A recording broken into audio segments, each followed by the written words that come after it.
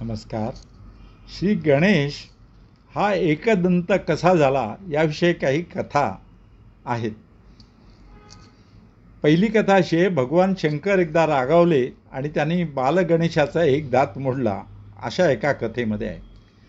दुसऱ्या एका कथेमध्ये गणपती आणि श्री परशुराम यांचं युद्ध चालू असताना परशुरामाने आपला परशु फेकून गणपतीचा दात मोडला, अशी एक कथा आहे.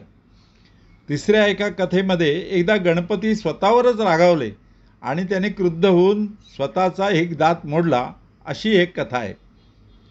चौथी कथा अशी आहे, गजसूर नावाच्या असुराशी म्हणजे राक्षसाशी श्री गणेशाचे युद्ध चालू असताना त्या असुराने श्री गणेशाचा एक दात मोडला आणि तो मोडलेला दात हाती घेऊन गणेशाने गजासुरावर प्रहार केला आणि त्याला ठार मारलं, अशी कथा आहे.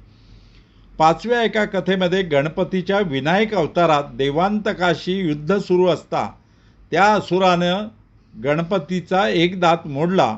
मग तोच मोडलेला दात घेऊन गणपतीनं देवांतकाच्या मस्तकाचे तुकडे केले, अशी एक कथा आहे. आणि सहावी अशी कथा आहे, एका वेगळ्या उपपत्तीप्रमाणे गणेश ही कृषी देवता समजली जाते. ती कृमी कीटकांपासून शेतीचं रक्षण करते असे समजले जाते आणि गणपतीचे शूर्पकर्ण म्हणजे धान्य पाखडण्याचे साधन आणि त्याचा एक दात म्हणजे शेतीचा नांगर, अशी ही एक समजूत आहे.